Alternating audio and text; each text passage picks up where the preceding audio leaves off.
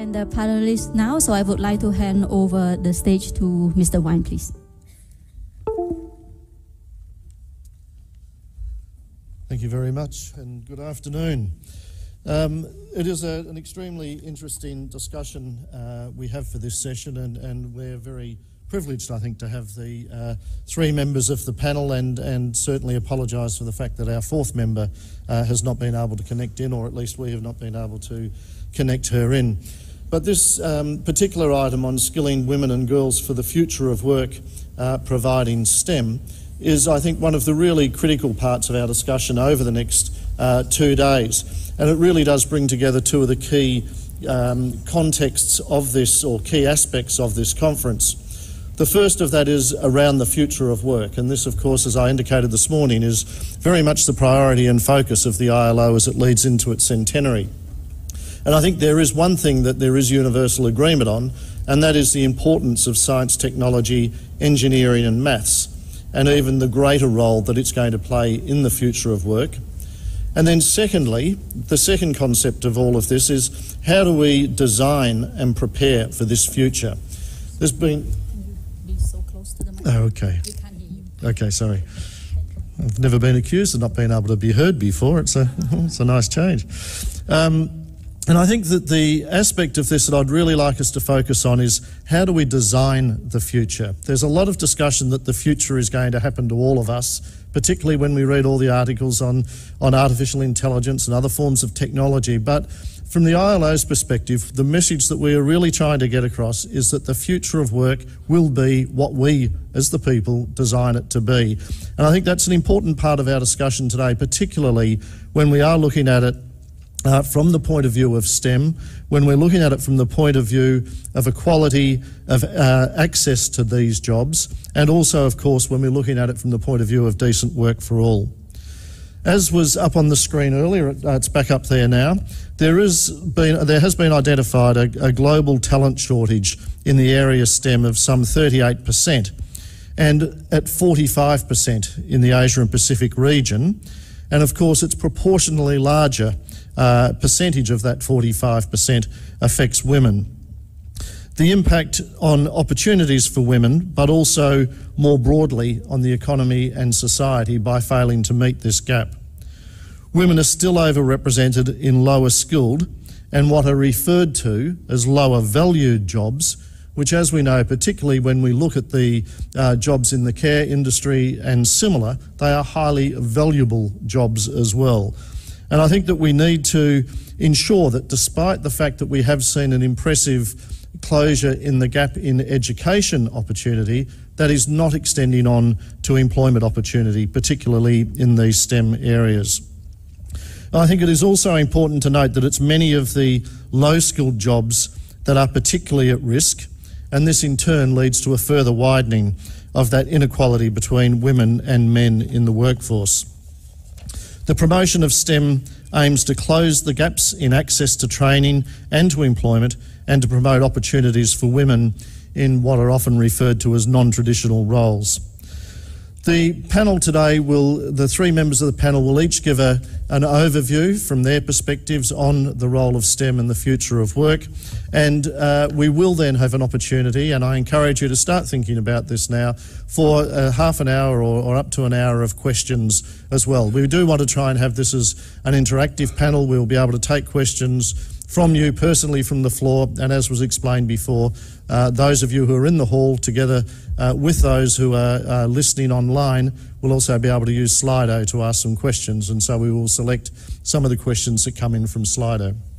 So I do look forward to a high level of engagement in this particular panel. So if I can now turn to our three guests, I won't introduce them again, as our MC has already given a brief introduction of each of them, but if I can invite Ms. Farzana Chowdhury, the Managing Director and CEO of Green Delta Insurance Company Ltd of Bangladesh, to give us her thoughts on this issue. Thank you.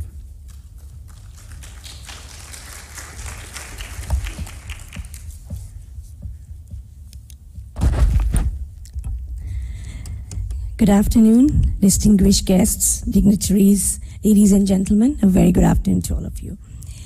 I would like to thank ILO for inviting me to speak and share my views on how STEM can promote women and lead them towards decision-making and empowerment and economic development procedures. As being an SDG pioneer in the year 2016 in women economic security, I feel it's my responsibility to work on the SDG goals and achieve our individual goals and achievements towards the country goal. Although we are aware of the SDG that full and in SDG we talk about no one should be left behind. That we should provide full and productive employment and decent work for all women, men, including young men, young people, and persons with disabilities. But still, having all the advancement, but still we see that women are left behind. And in terms of STEM-related studies and work activities, women are further left behind. So I will not go into the statistics which Greg has already mentioned.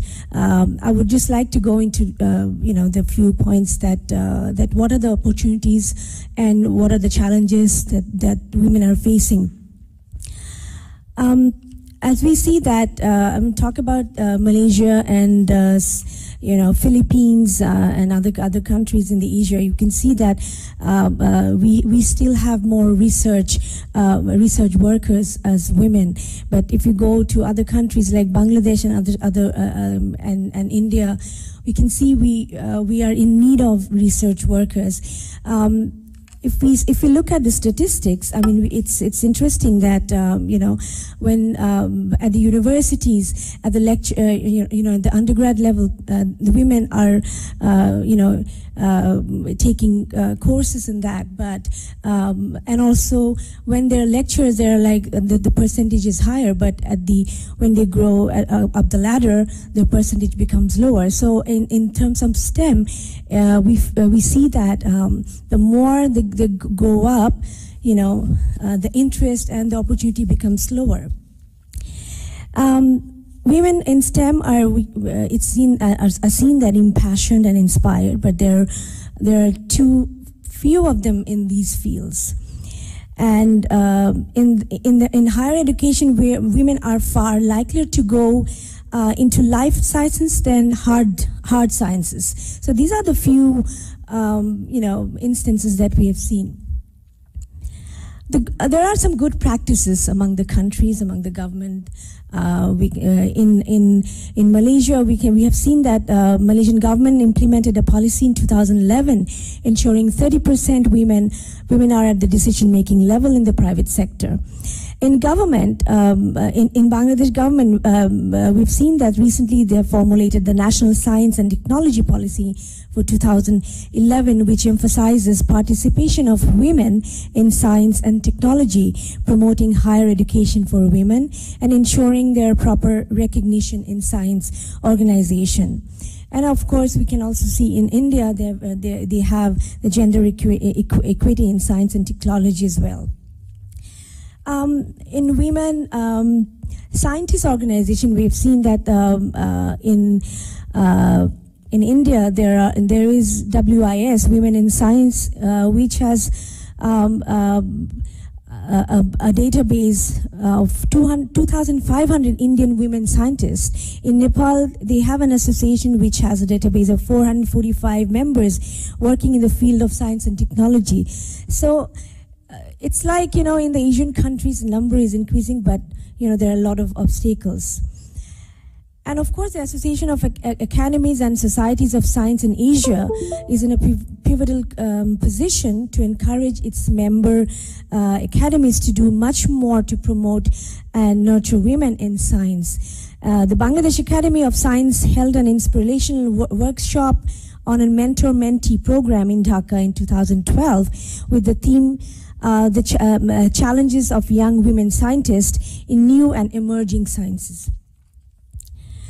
if we see in Bangladesh, as I've mentioned, that we can see that in the beginning we see many women interested in science and technology and mathematics, but over the years we have more than 50% of the population is women. So our government has taken a lot of steps, and the private sector has come forward for the empowerment of women. And from the private sector initiative, I can say that from our company, we have launched the first comprehensive insurance package in South Asia for women, for which I was honored at the UN Global Compact. This policy has not only in addition to the insurance coverage, it has a trauma allowance, which gives allowance for which supports women who are raped. It supports acid victims and those who are exposed to road bully. And it has an app which has a value-added services, which has a panic button. When a woman is attacked, you can press the button, and immediately the security service will come, and the instant messages with the geolocation goes to the family members and the law enforcement agencies as well. So that's a unique proposition that we have, and we're now aligning our initiatives with government, with the 999 initiatives with the ministry, and we're working with ICT ministry and health ministry, and encouraging women and training them through our training subsidiary how to sell this app with this insurance package to women. And you will be happy to know we've reached more than 6,000 women across Bangladesh, and the major objective is to improve their livelihood, and we have improved a few of the women's lives in this area. So there are other organizations in Bangladesh who are working towards science and technology, the women in e-commerce, in the ICT sector, in the basis there is a software organization, and the new science and technology policy that we have adopted. The government has adopted is providing special incentives to women professions in research and development. And the policy is there to ensure participation and empowerment of women in all areas of science and technology. It provides opportunities for women in higher studies, research and fellowship under National Science and Technology.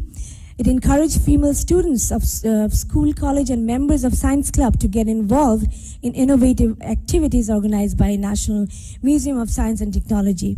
So there are, but we have seen that participation of women in the science and technology is less than the civil service administration, where we have seen a 5% increase. The number increased from 15% to 20% in 2010. Excuse me. But even then, there are a few challenges. As I've said, we need to create opportunities, because in Asia, Bangladesh is progressing and is having a 7% GDP growth for last few years, and we have an SDG office. We're the first few countries who has an SDG office, and the countries, having proper guidelines for that. But we need to provide facilities, and we need to create opportunities for identifying, the talents who will be interested in science and technology. That would lead to, because technology is the future. If you want women to become a game changer, you have to give them opportunities. But first, we need to come out of our self-created fortress first. We need to stop saying that no one gives us opportunities. If no one gives you opportunity, you break your barrier, like what we did. There was no insurance scheme in Bangladesh. There was no product that is aligned with the technology, but we have come forward, and that is how we, this recognition at the UN has inspired us to reach every woman in the country. So start from your home. If no one is helping you, start from your home. This is what I've learned. And like I said in the Knowledge Center, we need more innovations. We need more research that is being very much left out. I mean, it's not there in the Asian countries. Sometimes, you know, countries like us, like a lot of things are happening, but we don't have enough research.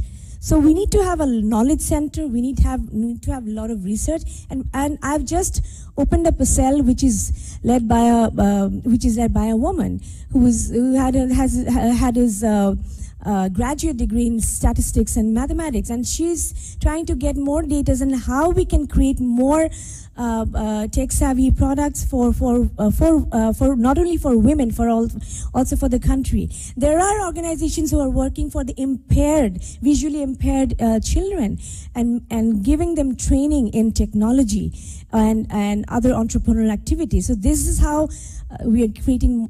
You will create more employment will be created, and the young generation that will be ready for the futures. But the challenge is first, the mindset, the attitude. I'm a woman. That is actually the major challenge. What I feel, less women are in the STEM activities, but it needs to be aligned. First, people need to recognize that women can contribute and women can perform. So this culture, this attitude needs to be changed.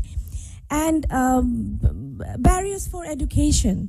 Still, we have a lot of families, who don't send their children, girls to school because of their poverty. So that is a mindset that needs to be changed. And a major problem in the university education is gender disparity in science engineering majors. That is being very much visible. In only 4 countries, Australia, Malaysia, Philippines, and Sri Lanka, women account for more than 50% of undergrad students in these fields. But in our countries, we have less participation, women participation. So women careers are often interrupted due to family issues. Some women, they start their job but never get to the top. I feel very left out I feel like a fish out of water, that there are very few female CEOs at the top. So we need to, give them opportunities. There should be daycare centers, there should be training, mentoring, and of course, equal pay. Everyone has talked about equal pay. So public awareness, we need to have more educational environment, and I think for the organization, we need to have this women empowerment, women principles needs to be embedded in the strategic objectives of the large business organization, in any organizations, and universities needs to be collaborated with the public sector and private sector to get more women on board and get them more training and get them into research. We need more research and development center so that more innovations can be there. So maybe some girls are being trained, but if they cannot utilize their skills, after 2-3 years, it's all gone. So there has to be multi-stakeholder platform where there needs to be a holistic approach where public sector, government sector, and government organization and development organization should come and work together. Then this is the great platform to start with. So I would not take much of your time. Time is almost up. Maybe I can, tell more in our question answer session. Thank you very much for giving me the opportunity to speak.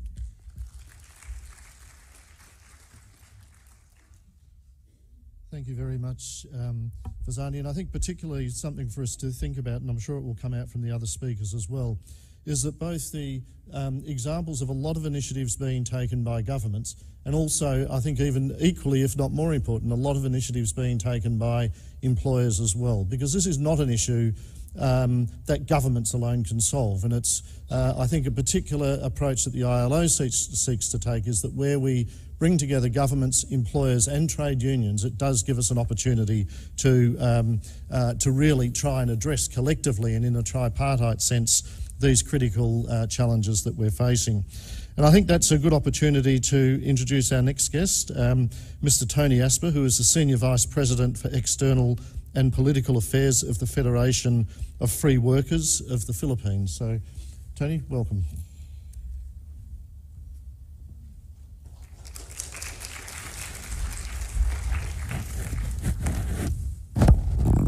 The World Economic Forum made a report on the future of jobs and indicated 3 timelines for the drivers of change, including technological change to impact on industries and business models.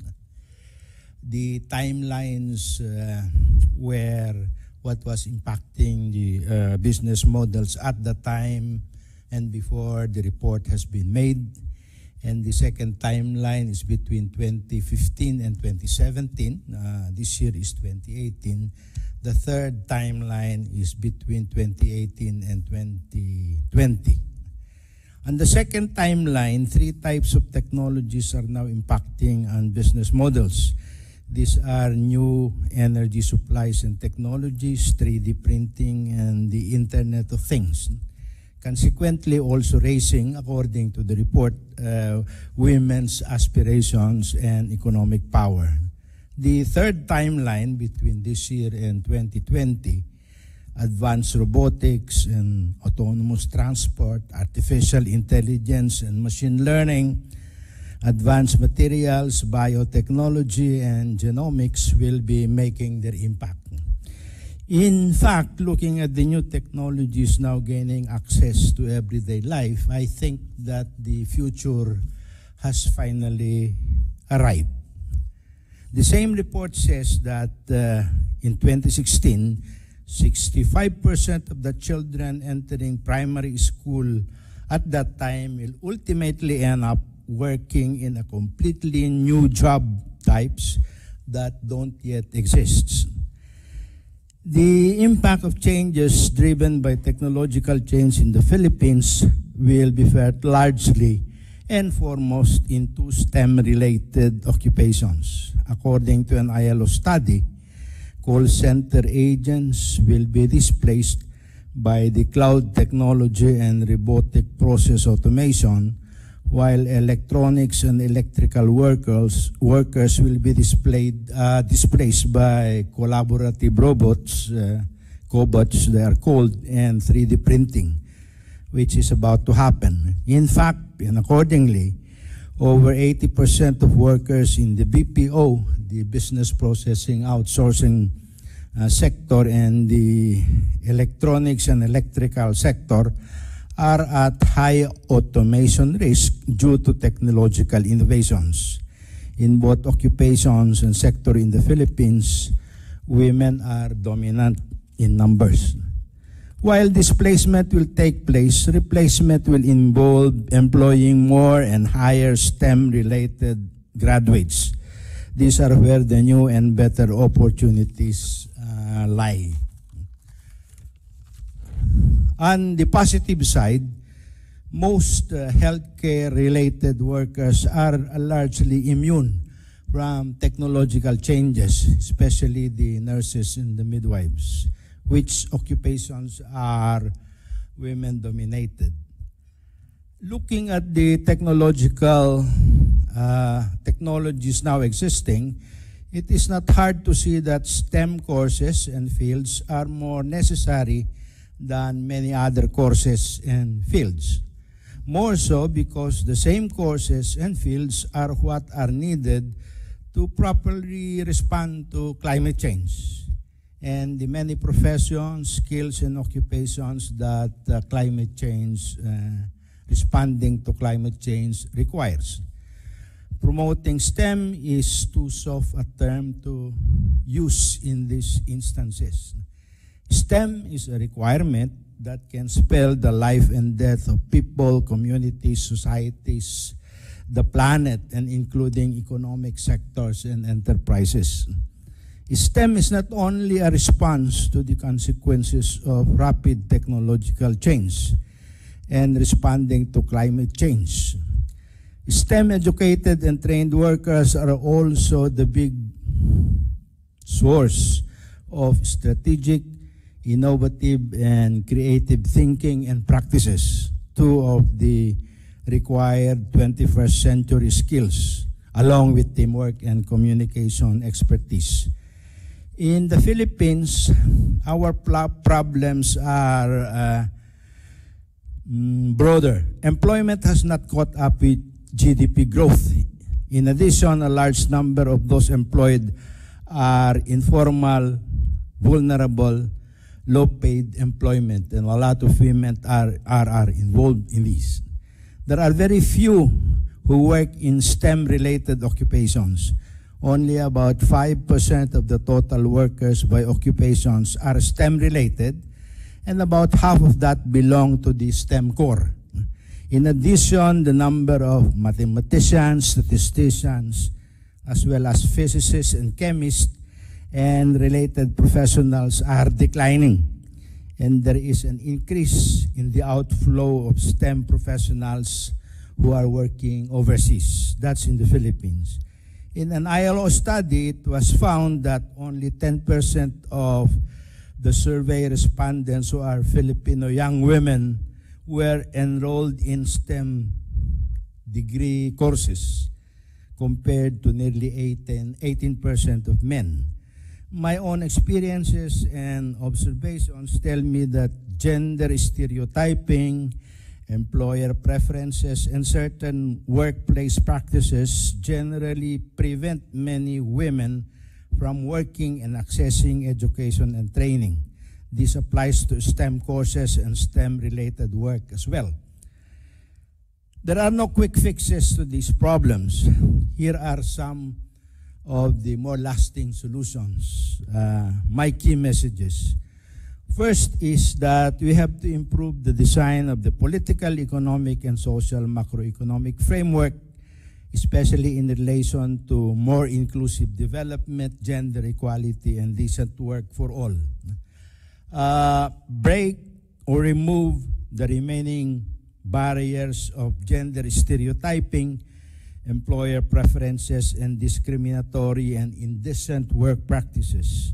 Number 3 is we fill up the gaps in the decent work law and practice. And finally, strengthening national laws and practices, especially those related to accessing education and training, employment, and improving working conditions, especially the balancing of work and family life and social protection. Thank you.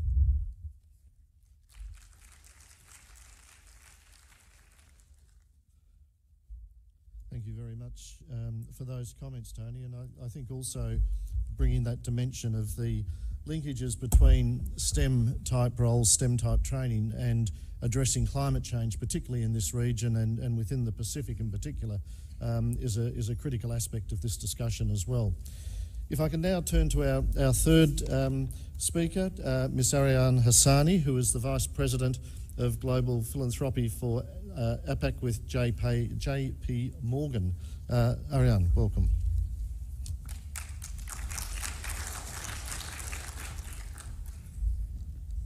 Hi, everyone.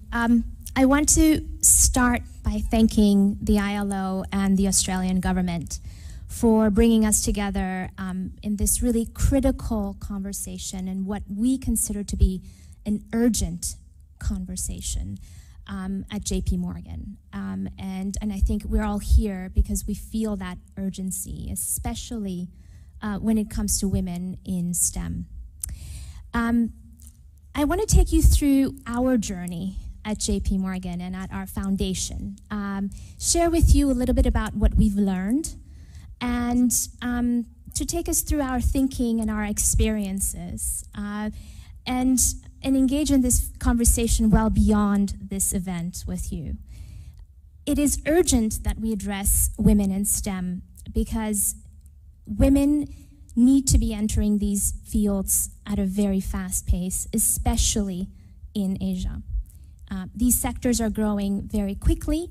The salaries as well are growing very quickly. And if women are not taking part in this income generation and wealth generation activity, the gaps are going to be too large for us to tackle a decade from now. Now, 5 years ago at JP Morgan, we decided we were going to change our pillars of philanthropy. We went from education and culture and community development and tried to refocus all of our resources and expertise and networks around workforce readiness and small business development. At JP Morgan, we've actually launched a Schools Challenge program globally with our own women leaders to help mentor secondary school women, secondary school girls into STEM-related subject matters and eventually career pathways. And we've launched this program in London and in Milan and in Paris and very recently in Hong Kong. And we've found that young girls are interested. It's not for lack of interest. And when we're talking to our partners and saying it is unacceptable that only 20% or 10% of these who are employed are women, and they say, well, these girls, they're so hard to recruit, they're not interested.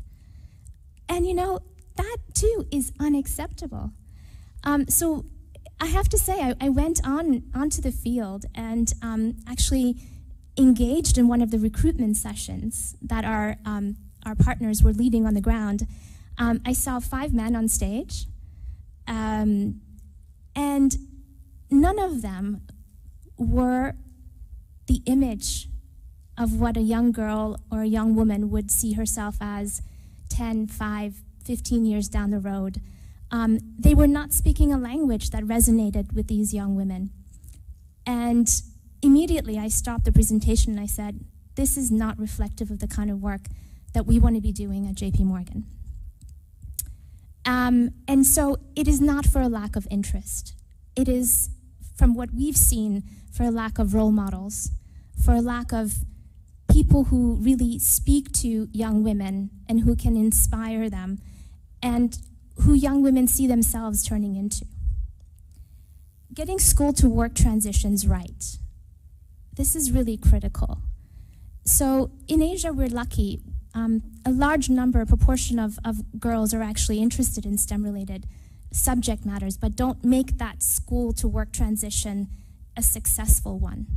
Getting them exposed early on the job learning, internships designed to help them transition into the workforce with intent from the employer side to make sure that they have the mentors and the sponsorship they need in order to thrive is absolutely critical. And it's the first steps toward building a tribe, which we call a tribe, to help young girls turn their careers in STEM and successful as young women and further.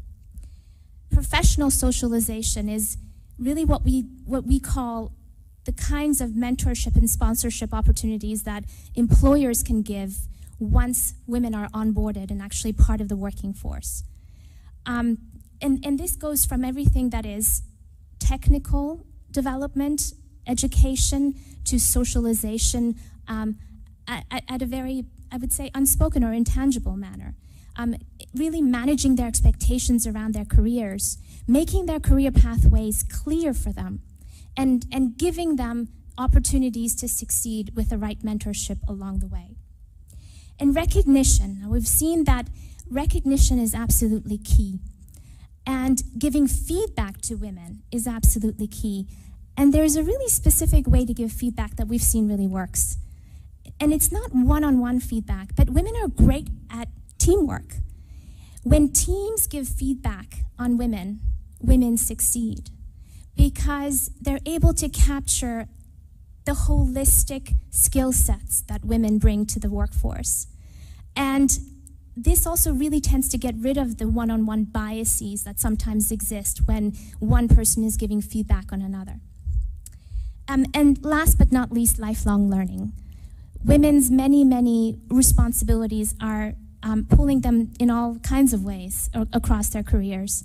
And employers have a huge role to play in making sure that women are continuously challenged, even if they're mothers and have caretaking responsibilities, that they pull them into those tough, challenging projects. and hold them responsible for the same kinds of deliverables, but give them the sponsorship and the mentorship and the flexibility to be able to work at hours that are actually convenient for them so that they can contribute and meaningfully learn. Lifelong learning is key to success in STEM careers for men and women. So we don't want to just stand here and talk about what we've learned. We want to put all of this into action. We're working with the ILO to actually put together and implement a program, a Women in STEM program across the Philippines, Thailand, and Indonesia. And tackling not only getting women into STEM-related jobs, but upskilling women who are in lower value-added services into middle management, and very, very importantly, tackling that last mile. And that last mile is women who are in middle management and getting them up to decision makers. This is where we're falling short. A lot of foundations and development organizations are looking at getting hordes of women into STEM-related jobs at the entry level. If they do not see a career pathway in front of them, if they don't see mentors, and if they don't see themselves growing into decision makers in their fields, we've failed them. Now, Dr. Stone, this morning you asked, what is at stake? And I have to say, when I'm speaking in front of my audience at JP Morgan, I'm always talking about the innovation that women bring to the table. It's critical, but I think what's more critical is the livelihood and integrity of our communities. It's the social thread, the socioeconomic thread of our communities, and women are the backbone of these communities, of our communities. If we don't include them, if we don't build the structures that are necessary for them to succeed, we are failing our communities. Thank you.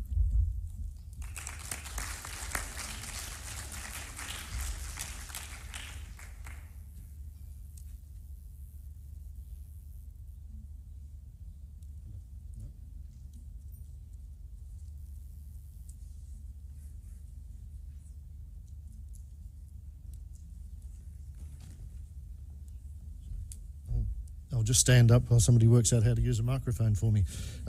Thank you, Ariane, for that. I think to be able to encapsulate the significance of this problem into those 5 takeaways is a very helpful guide for us moving forward on this, and also the linkage between your comment and that was made by Tony about the impact on communities and societies if we don't address this issue as early and as quickly as we possibly can. If we can now then open up for questions, as I indicated, you can either put your hand up and I'll come to you to raise a question in person, and if you do, if you can identify who you are and where you're from, I think would be helpful for us. Or alternatively, if you want to remain incognito, you can use the Slido application to ask those questions, and we can take them from the screen. So with that, I'll open the floor, and we'll take a couple of questions to start with, and we can allocate answers to the panel members unless there is a particular panel member you would like to address your question. Who will start? We actually have a question on the Slido already. Okay. I can't see from here. Thank you.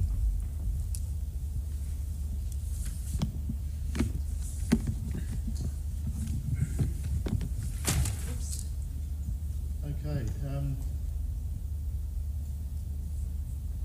We have questions on the Slido, which are there any hands that want to go up to bring a personal aspect to this, or will we go straight to...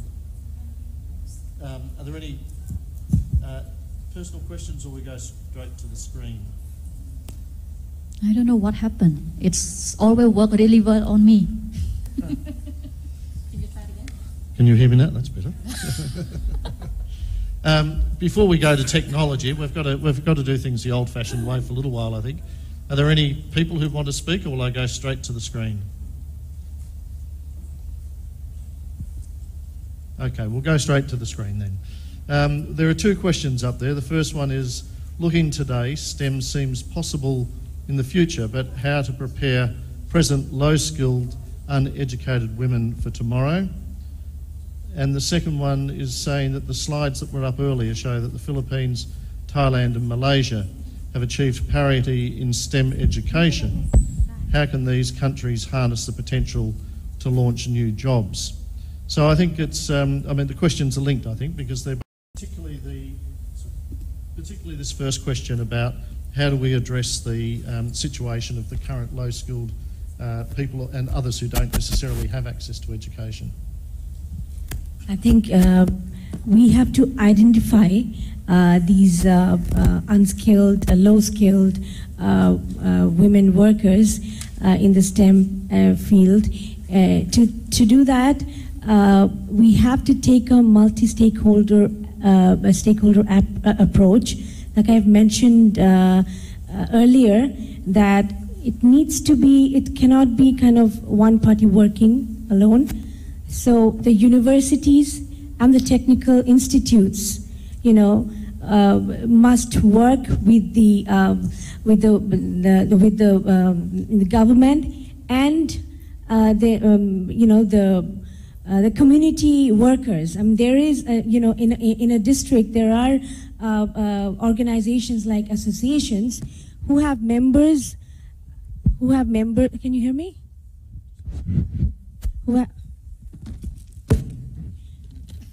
Like what we are doing, I've mentioned that we are identifying women through NGOs, through associations, through institutions across Bangladesh, and we're identifying those women and giving them trainings in technology.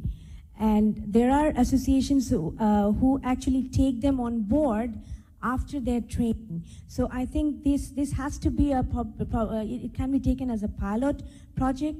Maybe Ilo has taken a lot of initiatives also in Bangladesh and elsewhere. The development organizations can start working with the universities, technical institutes, and these associations, and then have policies. We need to have policies for them to grow, to take them on board, and to give them on-job trainings, career path, and then recognition, and then going into the leadership. Like there are garment workers who have also been taken to the managerial positions. There are instances in many of our factories of various big groups of corporates as well. So there has to be a identification process. That is what I was looking for. Thank you. I'd love to address. Can you hear me? Yes. So very quickly around STEM skills and upskilling. We need to address that some of the institutions, so educational institutions that we have, are outdated. And we need to think more creatively about new institutions that can help us bridge these skills gaps. And I think employers can play a very, very critical part in forming these new informal institutions. And I'll give you an example. In the United States, the JP Morgan Foundation is supporting an organization, Opportunity at Work. Over the last year and a half, they've transitioned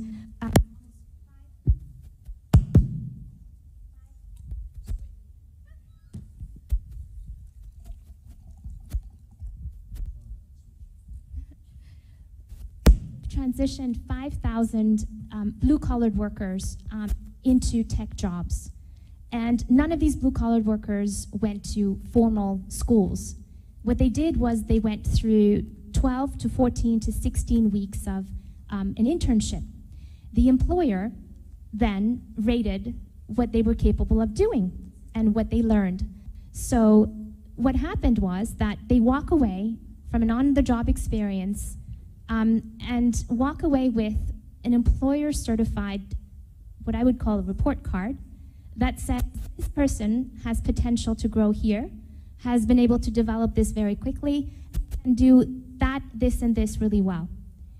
an employer like Deloitte giving feedback on one of their employees or interns and having PwC or EY reading that speaks words that are very meaningful.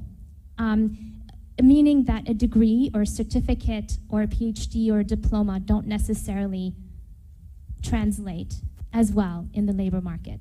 And in many ways, this informal on-the-job experience and having an employer say, this is what I think this employee is capable of doing, regardless of the degrees and certificates that he or she comes with, is a different way of tackling this institutional barrier to recognizing and upskilling people and giving them an opportunity to enter fields that they don't necessarily have traditional institutional backing for.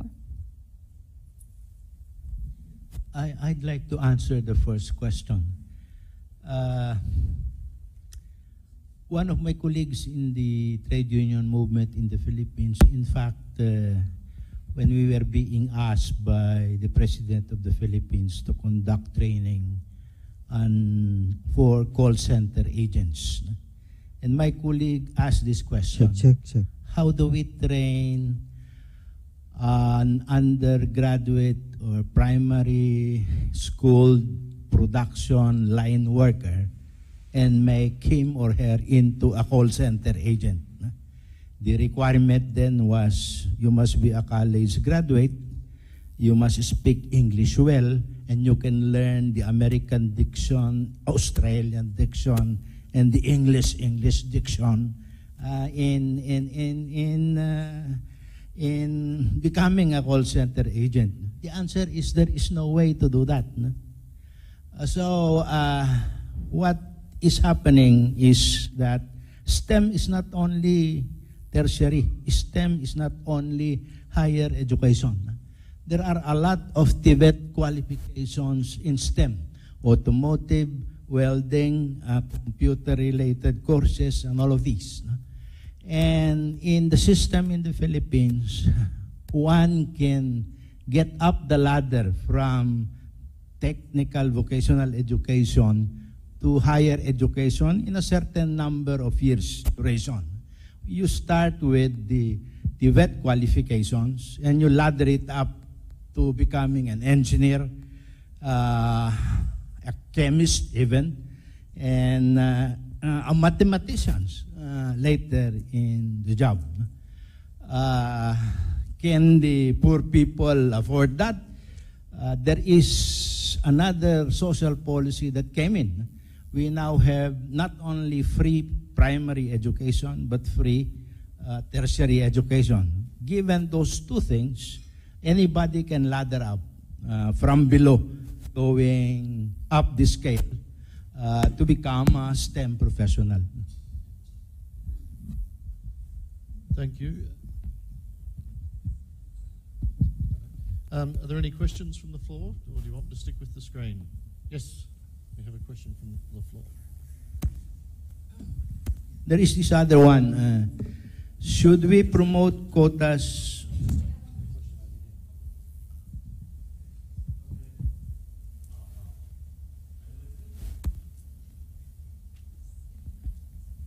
Okay, I'm ready.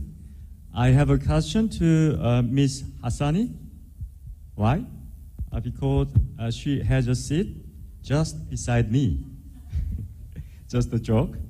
I appreciate JP Morgan's efforts to enhance gender equality in labor market. Could you explain with more details the specific tangible gains JP Morgan could get through this wonderful activity? Specifically. Thank you.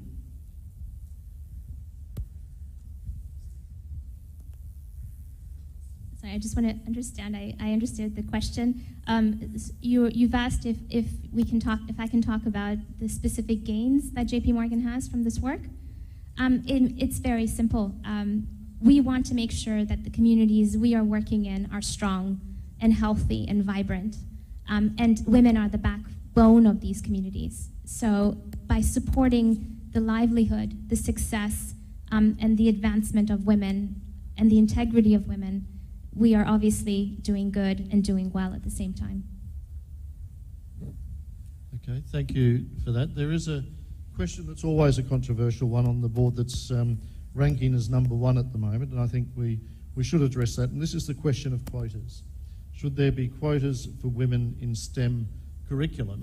Which is one part of the question, but the other part of the question from what we've heard is that whilst there is a problem at the education level, there's a greater problem at the work level. So are quotas in what an algebraic equation was all about. No? So I stuck to the 4 basic operations: addition, subtraction, multiplication, and division. I mastered that, but I never wanted to get into equations.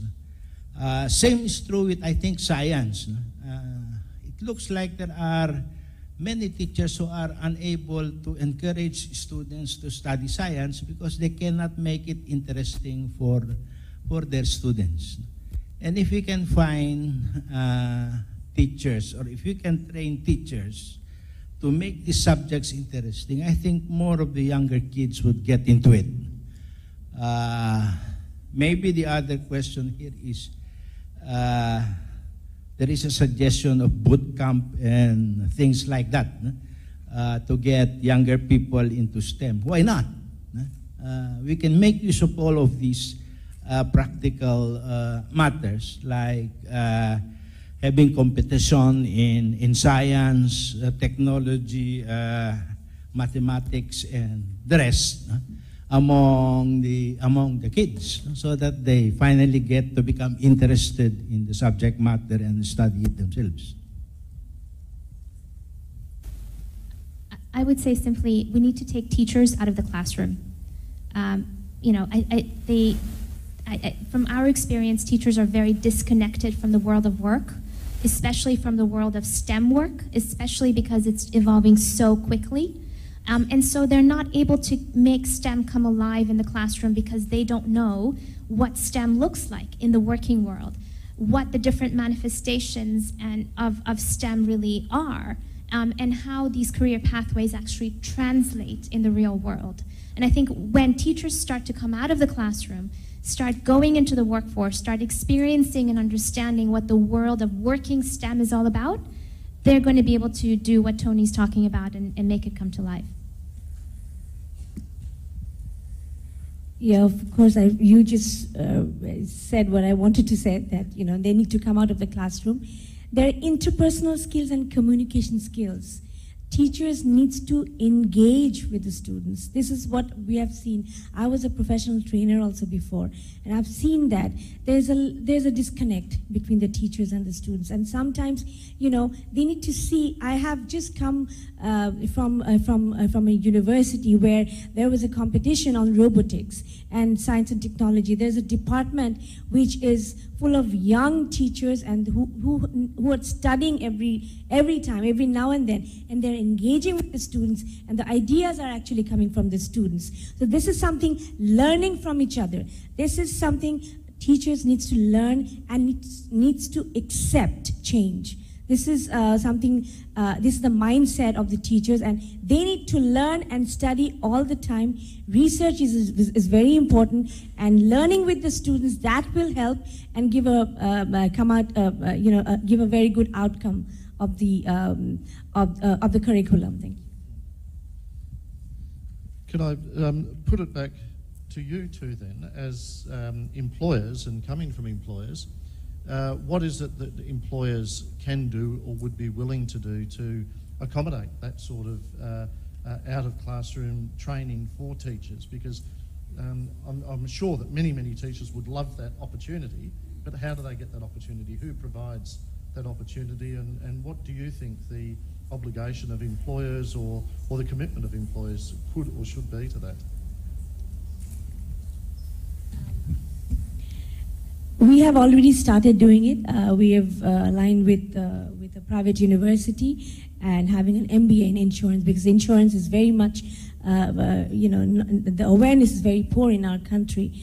And what we're doing is we have made this into our strategic objectives, that education and training is our, it's an important objective of our corporate objectives. And what we're doing, we're bringing in the teachers. It's a kind of a more tour of the corporates and various departments, and they need to identify what really works well for the students and how end-to-end process of learning and business, and also the other departments and the risk management. So these are the areas that we are engaging the teachers and also the students into the corporates, and we are giving them training, and it's a brainstorming session, workshops, seminars, and of course we will be arranging a boot camp also with few universities in Bangladesh. Like we have 92 private universities, and we're thinking of having this type of awareness building sessions and a career boot camp or career fair for students, and involving the teachers as well. Some of the teachers also, they are trying to do a part-time job also into our organization to see what are our expectations, the employer's expectations, and the student expectations. There has to be a matchmaking. So the teachers are there to build a gap between the employers and the students' expectations. Very, very briefly, I would definitely echo what Farzana just said and add, we connect with teachers through our nonprofit organization partnerships on the ground. So in Australia, for example, we're working with the Australian Business Community Network and the Foundation for Young Australians, who obviously have a reach into secondary schools and teachers. What we do is we run workshops where we don't only talk about the latest trends in technology and IT, but actually talk about how do you project manage a tech project, a product, a delivery of a service, and actually have teachers participate in that in addition to the students, so that they see how the software engineering skills or the coding skills that they're teaching actually translates into the delivery of a digital product or service. And our colleagues in technology are running these workshops with our nonprofit organization partners on the ground. We also invite teachers and students to come, of course, into our offices and to see us in action. And I think it's absolutely critical that we continue these kinds of partnerships on the ground. Thank you. Are there any governments in the room that would like to not ask a question but provide a comment on this particular issue? Oh, sorry, please.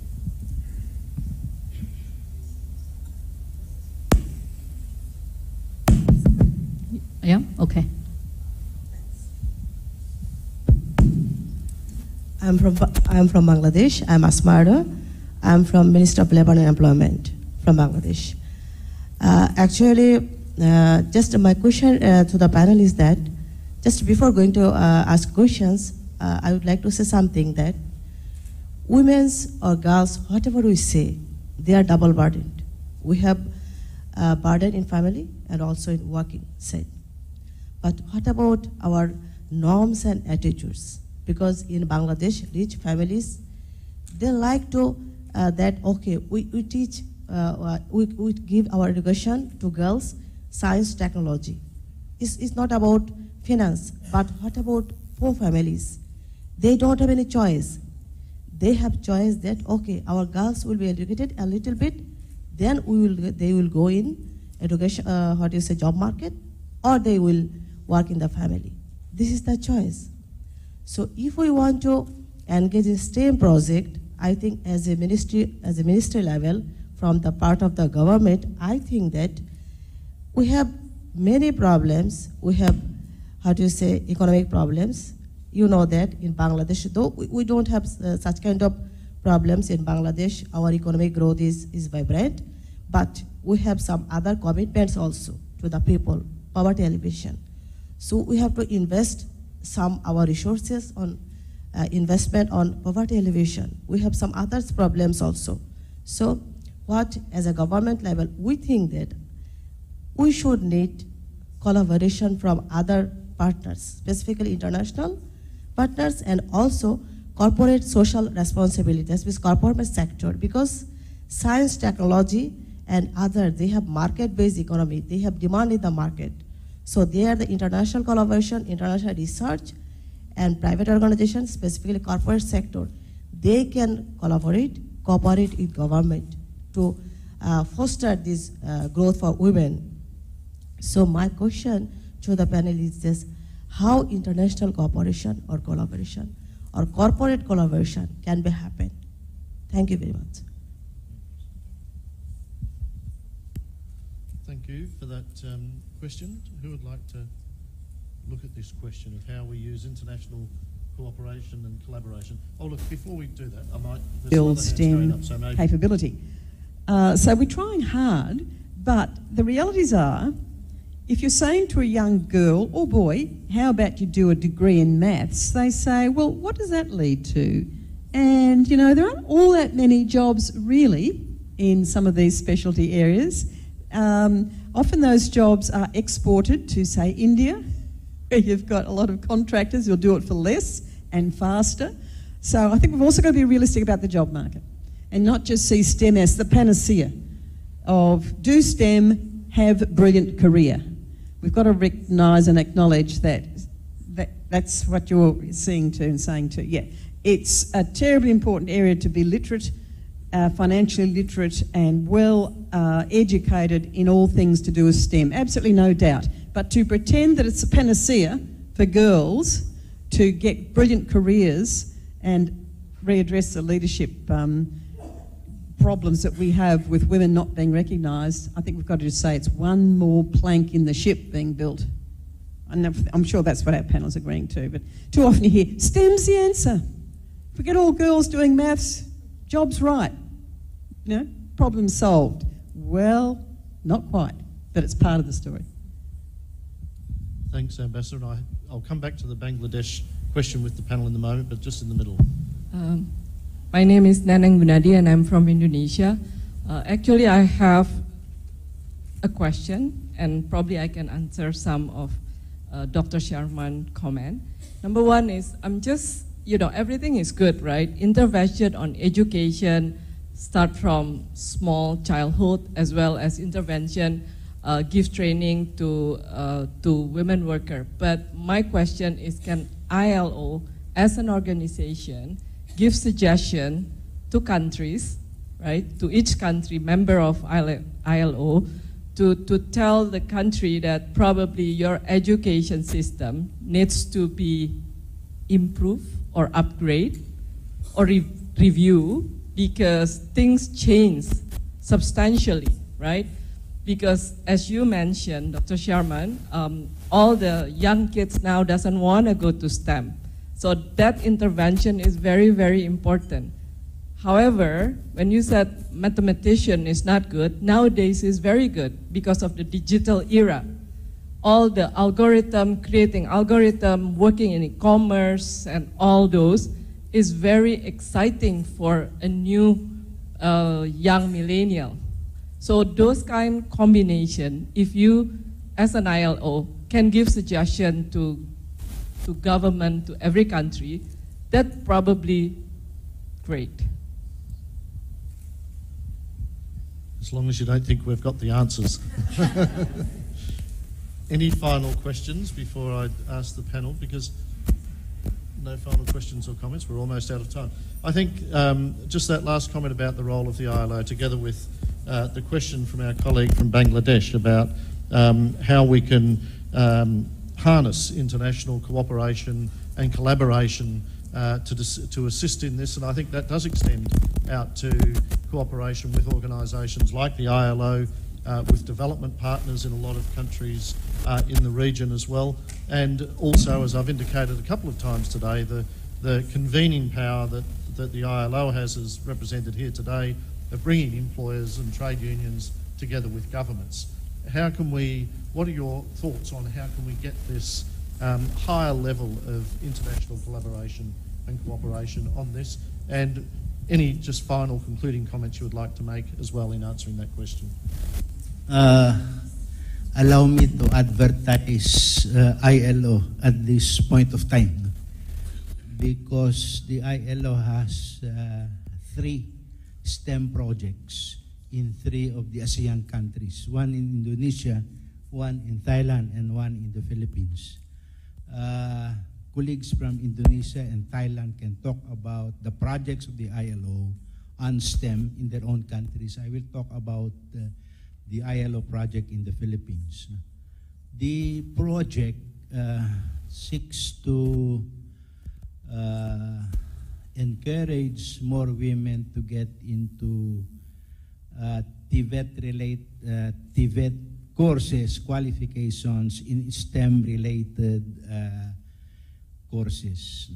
In particular, we are, I will say we because I am involved, we are trying to choose animation as one of the STEM-related interventions in the Philippines. We seek to train 200 young women in animation, recruit them, train them, get them employed, make them stay there, help them get into upper positions until the whole cycle becomes a permanent cycle of women recruiting women to get into STEM. That is the idea. And the collaboration is quite good in the sense that the training authority will provide 200 scholarships to the projects to recruit young women and get them into these animation courses. And the trainers will be dual.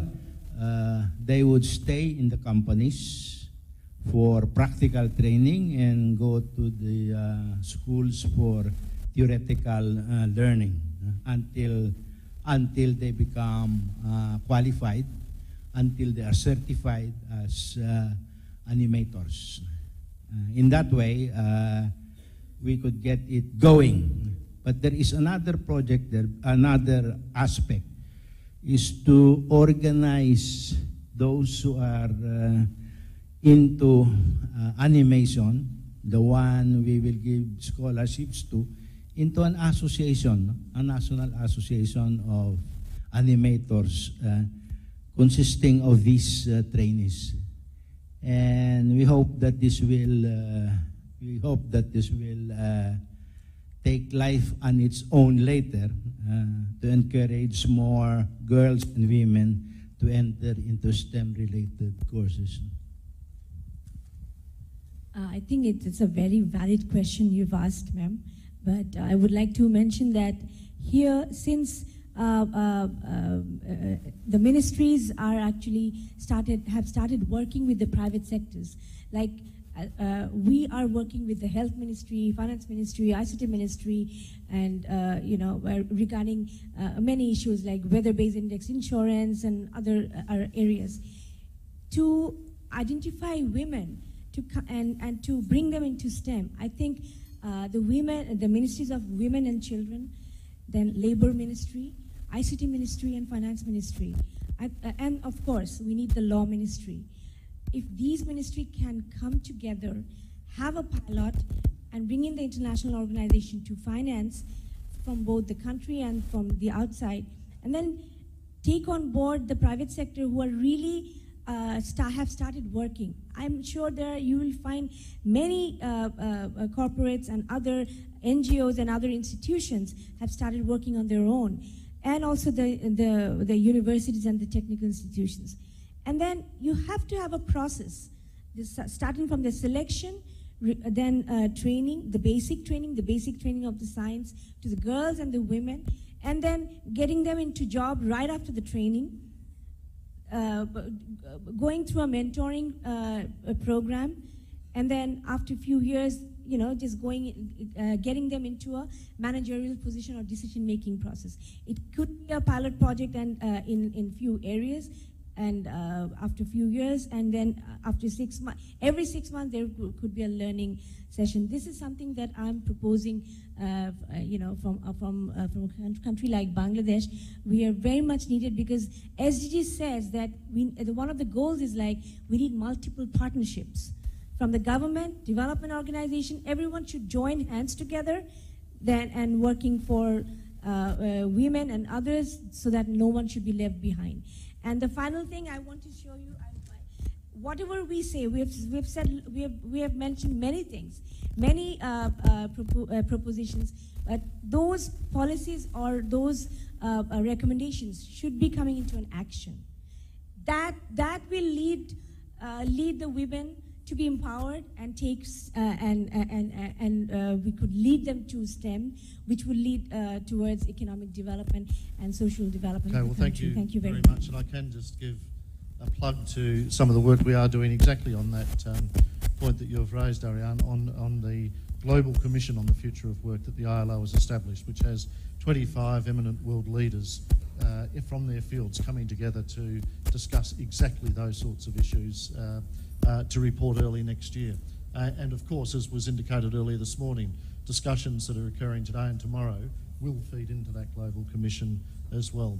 Look, we've run out of time, or we're slightly over time, so thank you all very much for your participation, but particularly for our three panel members. I think they have been able to spark a very interesting discussion, but most importantly, I think being able to bring that direct experience that they've had in this area, and also what we wanted to do was look to the future and how we address all of this in the context of the future of work. So could you join me in thanking our three panel members this afternoon.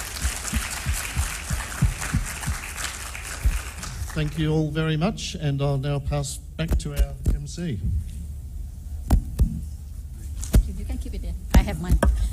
Thank you very much. But before you leave the stage, not yet, can you please stand right here for an official group photo of the chairs and the panelists?